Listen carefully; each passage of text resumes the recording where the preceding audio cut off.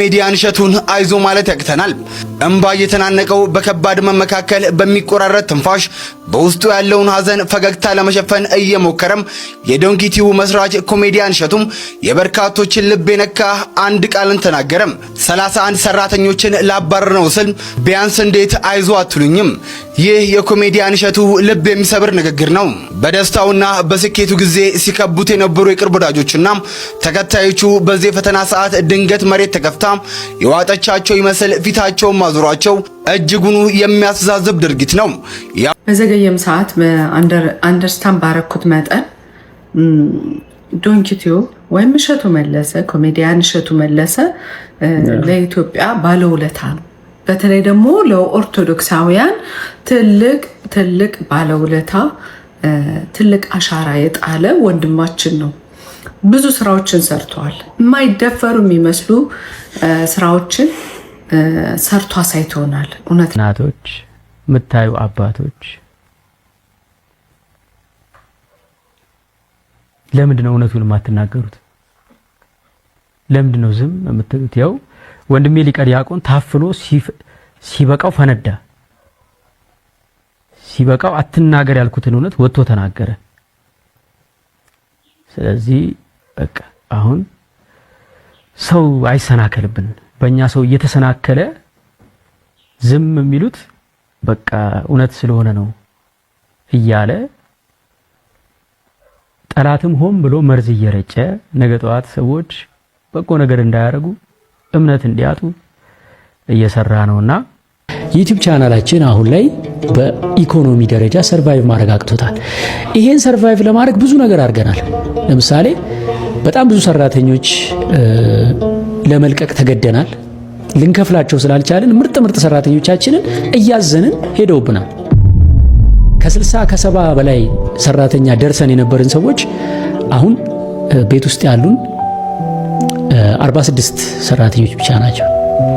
እነዚህም 46 ሰራተኞች የቆዩልን በመነጋገር ችግሩን በማየት በውይይት ደሞዛቸውን ቀንሰው ነው፣ በግማሽ ቀንሰው 25%። ሰላም ቤተሰብ እንዴት ናችሁ? ሰላም ናችሁ? ሁሉ ሰላም፣ ሁሉ አማን አለን። ዛሬ በአዲስ ቪዲዮ ተከስተናል። እናንተን ያስተምራል እንዲሁም ፈታ ዘና ያደርጋል ያልናቸውን ቪዲዮዎች ሰብሰብ አድርገን ወደ እናንተ ይዘን መጥተናል። ከእናንተ የሚጠበቀው ቤቱን ሰብስክራይብ ማድረግ፣ ቪዲዮዎችን ላይክ ማድረግ፣ ኮሜንት ላይ ሐሳባችሁን በነፃነት የምትገልጹበት ቤት ነው። እስኪ ሰሞኑን መነጋገሪያ የነበረው ኮሜዲያን እሸቱ ስለሱ የተባለውን እና ከሱ አንደበት መጀመሪያ እንሰማለን። ከዛ በኋላ ስለሱ የተባሉትን እናቀርባለን። ይመቻችሁ። ቪዲዮውን ላይክ እያደረጋችሁ ኮሜንት ላይ ሐሳባችሁን ጻፉልን።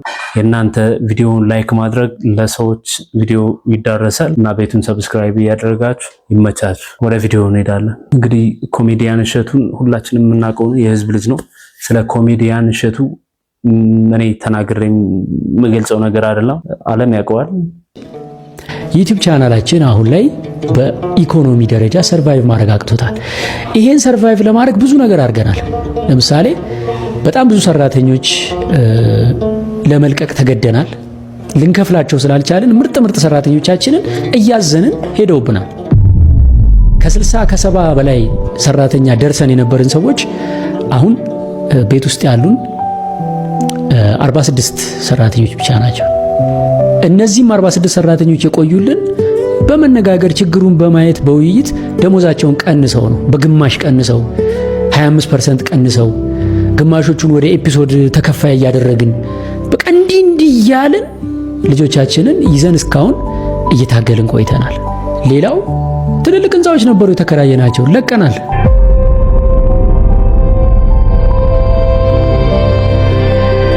ተስፉ ሲኒማ ድንቅ ልጆች የምንቀርጽበት አልቻልንም፣ ለቀቅን። አንድ ሙሉ G+3 ህንጻ ላይ ነበር ያ ሁሉ ሰራተኛ የሰፈረው፣ ለቀቅን፣ አልቻልንም። አሁን አንድ ፍሎር ላይ ተሰብስበን ያለ ነው ማለት ነው። አንድ ፍሎር ተከራይተን ምገባ ነበረ ዶንኪቲው ውስጥ ቅድም እንደነገርኳችሁ ቁርስ፣ ምሳ፣ እራት ይበላ ነበር። አቆምን ምገባ። ብዙ ነገር ቀንሰን አሁን መጨረሻ ካቅም በላይ ሆነ ማለት ነው ነገሩ።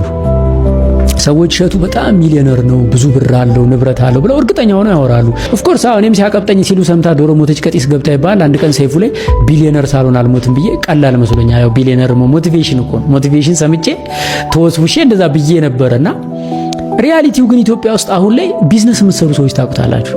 ምን ያክል ከነዳጅ አቅም ስንት ብር ነው አሁን መንቀሳቀስ ማጤፍ ስንት ብር ነው? እያንዳንዱ እንቅስቃሴያችን በገንዘብ ነች አይደል? የሚመጣው ገንዘብ ምናልባትም እንደው ዩቲዩብ ዶላር ስለሆነ ነው እስካሁንም ሰርቫይቭ ያደረግ ነው እንጂ እንዴት ሆኖ ማለት እኔ እንግዲህ ንብረት አለው ከተባለ እናንተ የምታውቁት ነው። የማታውቁት ንብረት የለም። ኢትዮጵያ ሪል ስቴት ቤት ገዝተናል። መጀመሪያ የሜላትን መኪና ሸጠን ገዛን። ከዛ ቢሮአችን ሃይሩፍ ነበረችን አንድ አይናችን። የመጨረሻው ክፍያ ቀኑ ሲደርስብን ስንጨነቅ በባንክ ገዝተነው የነበረውን ፕራዶ ሸጠን ነው የቤቱን ከፍለን የጨረስነው ማለት ነው። ሶ ንብረት ከተባለ እንግዲህ መቼ ሰው ወይ በራሱ ወይ በሚስቱ በልጆቹ በቤተሰቡ ነው አይደል የሚገዛው? ቼክ ማድረግ ነው። አንድ ቤትና አንድ የቤት መኪና አለን። ይሄም ለኔ ትልቅ ስኬት ነው። በ7 ዓመት እንደ አንድ ወጣት ይደንቀኛል ለራሴ እንዲህ ቤት አንድ አፓርታማ ኦን ማድረግ እየገረመኝ ነው። በቃ በጣም እየደነቀኝ ማለት ነው። ትልቅ ስኬት ነው። ለምን በርደኑን እዚህ ጋር ያለውን ስለማቀው ማለት ነው። ገንዘብ አያያዝ ስለማታቅ ነው የሚለኝም ካለ ይሁን እንግዲህ አላቅበት ይሆናል። ግን ሪያሊቲው አሁን ለምትወዱኝ ለምታከብሩኝ ኢትዮጵያን እኔ ከስርም ስመጣ እየነገርኳችሁ ነው የመጣሁት። የምዋሸው የምደብቀው ነገር አልነበረኝም። እንዴት ከችስትነት ተነስቼ ከጓደኞቼ ጋር አንድ ፍራሽ ላይ የተኛው እንዴት አድርጌ እዚህ እንደደረስኩኝ ነግሬያችኋለሁ። እውነታውን ታውቃላችሁ። ዶንኪ ቲዩብን ያሳደጋችሁት እናንተ ናችሁ። እዚህ ያደረሳችሁት እናንተ ናችሁ። አሁን የማቀርበው ጥያቄ ምንድነው? ከጎናችን አላችሁ ወይ? 6.1 ሚሊዮን ዶላር ዶንኪ ቲዩብ ሰብስቧል። አሜሪካው ገዳም ኮሚሽን ነበረው፣ ሼር ነበረው፣ ተከፍሎታል። ዶንኪ ቲዩብ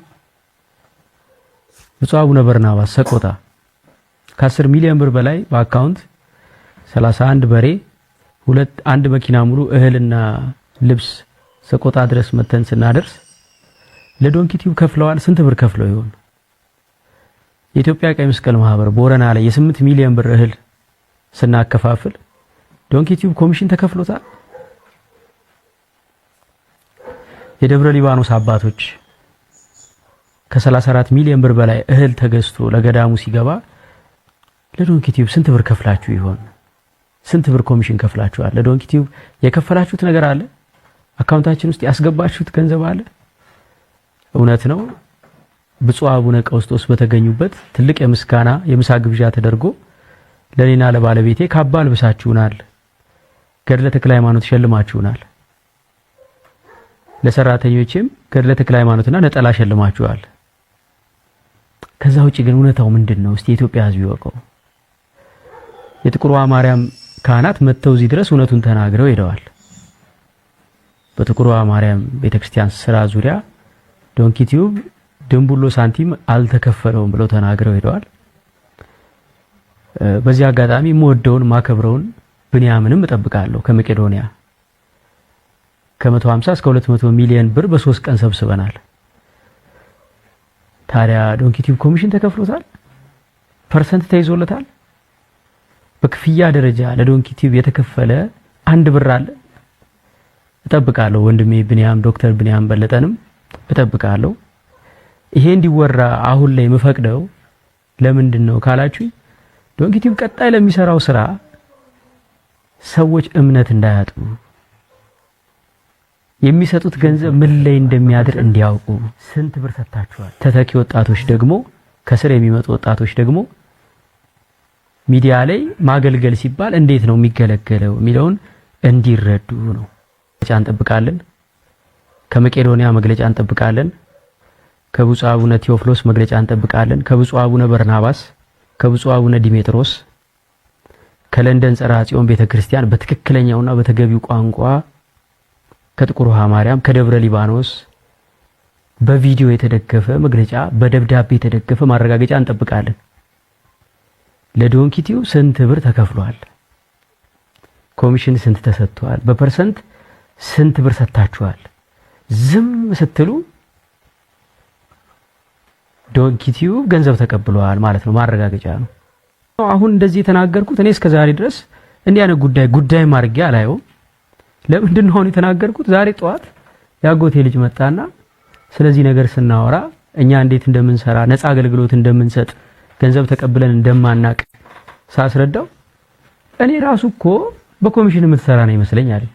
ያጎቴ ልጅ ነው እንግዲህ በጣም ትልቅ ሰው ነው፣ ማቹርድ ነው። እኔ ራሱ እኮ በኮሚሽን የምትሰራ ነው ይመስለኝ፣ እንደ ኢቨንት ኦርጋናይዘር ነው ማይክ ዶንኪ ቲዩብን ማየው እንደ ኢቨንት ኦርጋናይዘር ነው አለ። ኦኬ ይሄ ማለት የሚወደንም ሰው እንደዛ ነው የሚያስበው ማለት ነው። የሚረዳ የኛም የቅርብም ሰው የሚያስበው እንደዛ ነው ማለት ነውና ከኛ ጋር የሰራችሁ አብያተ ክርስቲያናት መረዋ ተክለ ሃይማኖት ከጅማ፣ አቡነ አሮን ከሰሜን ወሎ፣ ናኩቶ ለአብ ቅዱስ ናኩቶ ለአብ እናቶች ቤታችሁ 400 እናቶች ቤታችሁ መተን ቪዲዮ የሰራንላችሁ እናቶች ስልክና ባንክ አካውንታችሁን ቪዲዮ ላይ አስቀምጠን ቀጥታ ከሰው ጋር ትገናኛላችሁ። ሰው ይረዳችኋል። እግዚአብሔር ይመስገን። ቤት የገዛችሁ እናቶች አላችሁ። እግዚአብሔር ይመስገን። ክብር ምስጋና ይድረሰው። ስንት ብር ኮሚሽን ተቀብለናችኋል? ከገባላችሁ ገንዘብ ላይ ስንት ፐርሰንት ለዶንኪ ቲዩብ ከፍላችኋል? እናንተስ ቪዲዮ ስሩ አልላችሁም፣ አክሰሱ የላችሁም ብዬ ስለማስብ ይሄንንም ላታዩት ትችላላችሁ። ግን የምታዩት እናቶች፣ የምታዩ አባቶች ለምንድነው እውነቱን የማትናገሩት? ለምንድነው ዝም የምትሉት? ያው ወንድሜ ሊቀ ዲያቆን ታፍኖ ሲበቃው ፈነዳ። ሲበቃው አትናገር ያልኩትን እውነት ወጥቶ ተናገረ። ስለዚህ በቃ አሁን ሰው አይሰናከልብን። በእኛ ሰው እየተሰናከለ ዝም የሚሉት በቃ እውነት ስለሆነ ነው እያለ ጠላትም ሆም ብሎ መርዝ እየረጨ ነገ ጠዋት ሰዎች በጎ ነገር እንዳያረጉ እምነት እንዲያጡ እየሰራ ነውና እስቲ እንግዲህ ይሄንን እጠብቃለሁ። እንደዚህ ላይቭ ገብተን 3 ቀን ተቀምጠን ከጎናችን ናችሁ ወይ ስንል የት ናችሁ? የት ጋር ናችሁ? ኦፍ ኮርስ ሜቢ የጸለያችሁልን ሊሆን ይችላል። ከጎናችን በጸሎት ሆናችሁ ሊሆን ይችላል። ግን አሁን በጸሎት አስቡን አይደለም ያልነው። ከጎናችን ከሆናችሁ ኑና በአካል እስቲ ተናገሩ እውነቱን ነው ያልነው። ከጎናችን ናችሁ ወይ? የት ናችሁ? በስልክ አትደውሉልንም? ቢያንስ ስንት ማያቀን ሰው እየደወለ አይዟችሁ ሜምበር ሆናለሁ ስልክ እንኳን ደውላችሁ አይዟችሁ አትሉንም? አሁንም እኔ ከእግዚአብሔር ማገኘውን ዋጋ መቼም እግዚአብሔር አያሳጣኝ። ይህ ሁሉ የስድብ ውርጅብኝ ለወራት ሲወርድ እሺ ዝም አላችሁ። እሺ ይሁን፣ እሱ ድርጅቱ ሊዘጋ ነው 31 ሰራተኛ ላባረር ነው ስል አይዞ አይባልም? አይዞ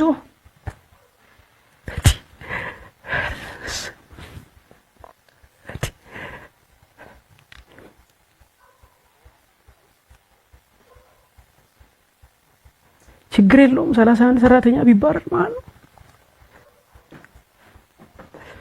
ይብቃኝ። ለማንኛውም ሌላ ነገር ውስጥ አልግባ። ነገም ደግሞ እንግዲህ ወደ ከሰዓት ወደ ማታ ተመልሰን ላይቭ ለመግባት እንመጣለን እና እንገናኛለን። ነገ ሰላም ደሩልን። እንግዲህ ኮሜዲያን እሸቱን ሰምታችሁታል። ማለት እሱ ሰው ራሱ ርቦታል። 31 ሰራተኛ ሊባረሩ ነው ሲባል እንግዲህ ከጎኑ እሱ ለድርጅታቸው እሱ ጎፈንድ ማዘጋጅቶ ብዙ ነገር ያደረገላቸው ሰዎች አልደወሉለትም መሰለኝ እንደሚለው።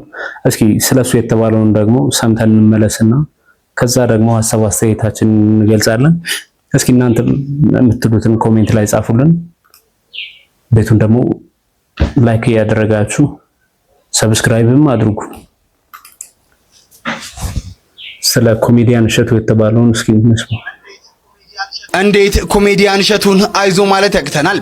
እንባ እየተናነቀው በከባድ መመካከል በሚቆራረጥ ትንፋሽ በውስጡ ያለውን ሐዘን ፈገግታ ለመሸፈን እየሞከረም የዶንኪ ቲዩብ መስራች ኮሜዲያን እሸቱም የበርካቶችን ልብ የነካ አንድ ቃልን ተናገረም። 31 ሰራተኞችን ላባረር ነው ስል ቢያንስ እንዴት አይዞ አትሉኝም?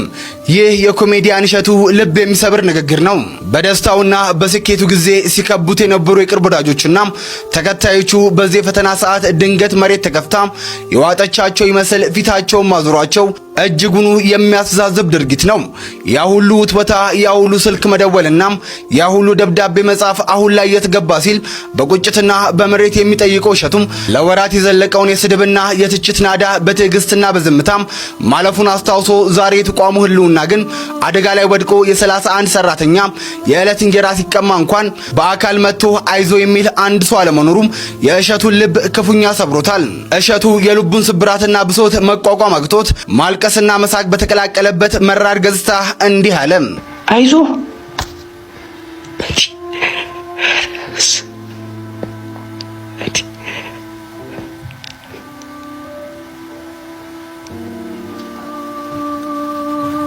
ችግር የለውም 31 ሰራተኛ ቢባረር ማለት ነው የእናንተ ስለተሰራ ይብቃኝ። ለማንኛውም ሌላ ነገር ውስጥ አልግባ። ሰው ማለት ሰው የሚሆን ነው፣ ሰው የጠፋለት። እንግዲህ ሐሳቡን በደንብ አድርጎ ገልጾልናል እዙ። እስኪ ደግሞ ሌላ ሐሳብ አለ ስለ ኮሜዲያን እሸቱ የተነገረ ከራሱ ከቅርብ ጓደኛው። እስኪ ሰምተን እንመለስ።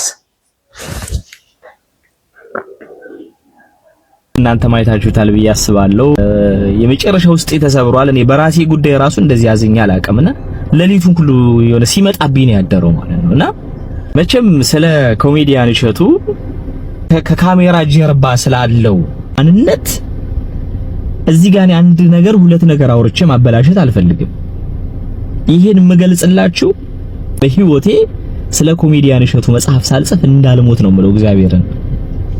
እሸቱ ከምትገምቱትም በላይ ደግሞ የተለየ መልካም ሐቀኛ እጅግ የተለየ ሰው ነውና አንዳንድ ነገር ነካክቼ እዚህ ጋር ማበላሸት አልፈልግም። ግን አንድ ነገር ብቻ ግን ልበል። ኢትዮጵያ ውስጥ እሸቱ መለሰ 19 ሰዓት የሚሰራው እሸቱ መለሰ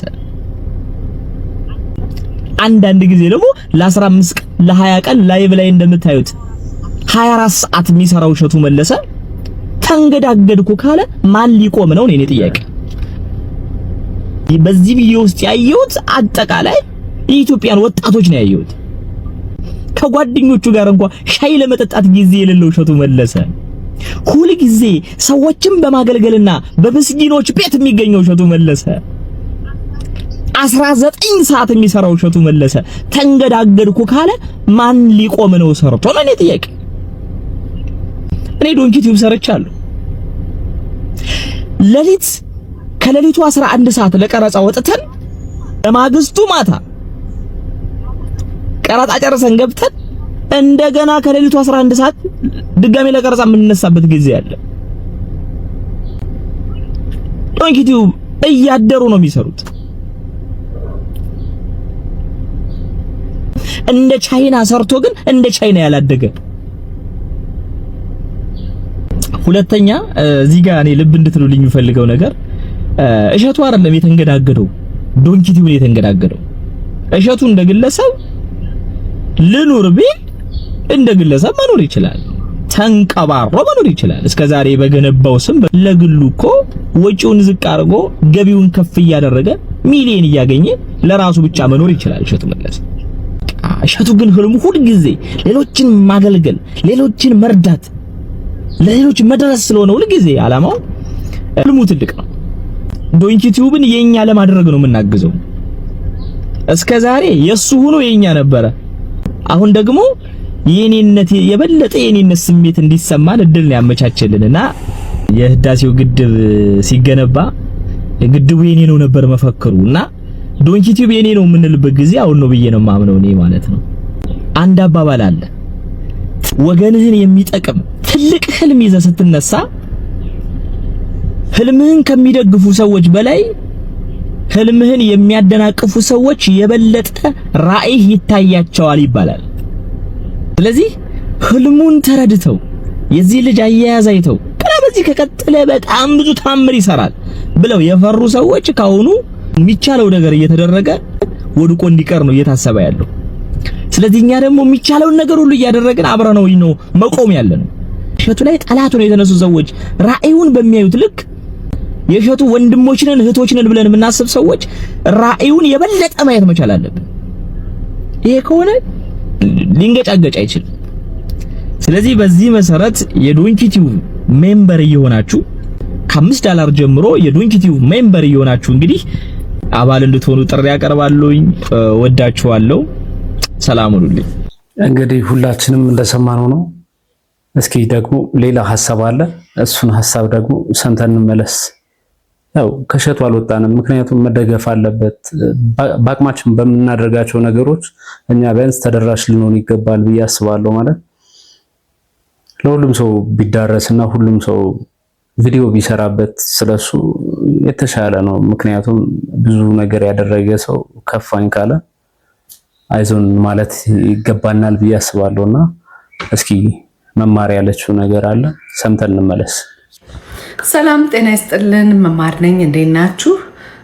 ሰሞኑን በተደጋጋሚ ስለ ኮሜዲያን እሸቱ መለሰ ቪዲዮ ያለው እና ስለ ዶንኪቲው እና በደንብ እንደው ጊዜ ሰጥቼ አልሰማሁትም ነበር። ዛሬ ነው የሰማሁትና አይኖ ዘግይተሻል ቱሌት ምናምን ልትሉ ትችላላችሁ። ግን በዘገየም ሰዓት አንደርስታንድ ባረኩት መጠን ዶንኪቲው ወይም እሸቱ መለሰ ኮሜዲያን እሸቱ መለሰ ለኢትዮጵያ ባለውለታ ነው። በተለይ ደግሞ ለኦርቶዶክሳውያን ትልቅ ባለውለታ ትልቅ አሻራ የጣለ ወንድማችን ነው። ብዙ ስራዎችን ሰርተዋል። የማይደፈሩ የሚመስሉ ስራዎችን ሰርቶ አሳይቶናል። እውነት ለመናገር ቤተክርስቲያን በማሰራት የአሜሪካው ገዳም፣ የኳታሩ፣ እረ ስንቱን ንጥራ፣ የመቄዶንያ የተለያዩ ስራዎችን ሰርቷል። ትልልቅ በቃ እዚህ ጋር እኔ እንጃ ምን እንደምል ሁሉ በጣም የሚያበረታታ ወንድም፣ ጀግና የሆነ ወንድም ነው እሸቱ እና ዶንኪቲው ደግሞ ብዙዎች ወጥተው እንዲታዩ ያደረገ የሚያዝናና የሚያስተምር የዩቲዩብ ቻናል ነው እና ይሄ ዩቲዩብ ቻናል እንግዲህ ስራ ሰርተው እንዳይወጡ ብዙ ገቢዎች የለውም እና ይሄ ዩቲዩብ ቻናል ሊዘጋ ነው ብሎ መስማት በራሱ እጅግ በጣም ይዘገንናል። እውነት ለመናገር ግን እኛ ኢትዮጵያውያን፣ ኤርትራውያን መልካም ልቦች ያላቸው ሰዎች እያሉ ያንተ ዩቲዩብ አይዘጋም ባይ ነኝ። እንግዲህ ምንችለውን ሁሉ እናድርግለት ለዚህ ወንድማችን እና ወደ ነበረበት ቢመለስ ደስ ይለኛል። አይዞሽ አንተ የብዙዎቹን ላይፍ ቀይረሃል። ይሄ ዶንኪቲዩብ ደግሞ የህዝብ ነው። ስለዚህ ይሄ የዩቲዩብ ቻናል እንደ ቀድሞ ይሆናል እና አይዞ በርታ፣ አለን ከጎንህ ለማለት ነው። እንግዲህ ሁላችንም ሜምበር እየሆን ከጎንህ ነን እንበለው። ምንወደውን ምናደንቀውን ምናከብረውን ያህል በዚህ ደግሞ ሰፖርት በማድረግ እናግዘው ላለው እንደሰማናት ነው። ሁላችንም ከጎኑ እንሁን ነው የሁላችንም ሀሳብ እሱ ነው። ምክንያቱም እሸቱ እኔ ቃላት ራሱ ያንስብኛል። እንዴት ብዬ ገልጸዋለሁ? ለብዙ እንባ አብሷል። ብዙ ማይቻሉ ነገሮችን አድርጓል። ብዙ ማይሞከሩ ነገሮችን ሞክሮ አሳክቶታል እና ሁላችንም ቢሆን ከጎኑ ብንሆን እሻለሁ። እናንተም ኮሜንት ላይ ሀሳባችሁን ጻፉ፣ ከጎን ነን በሉት። ቪዲዮውን ላይክ እያደረጋችሁ ቤቱን ደግሞ ሰብስክራይብ አድርጉ። ወደ እንግዲህ ተመልካቾቻችን ስለ ኮሜዲያን እሸቱ አጥርም ብትልም ያው ይገልጻል በምለው እኔም በበኩሌ የምወጣውን ነገር ለህዝብ ላድርስ ከማለት አኳያ ነው የሰራሁት ቪዲዮ እና ሁላችሁም የዶንኪቲዩብን እየገባችሁ አይዞን በርታን ጎንነን እያላችሁ ብታበረታቱት ባይ ነኝ። የዛሬ ቪዲዮአችን ይህን ይመስላል። ወዴትም ሰብስክራይብ አድርጉ፣ ቪዲዮዎችን ላይክ አድርጉ። እናንተም ኮሜንት ሀሳባችሁን በነፃነት የምገልጹበት ቤት ነውና ኮሜንታችሁን ጻፉልን። ቻው፣ እናመሰግናለን።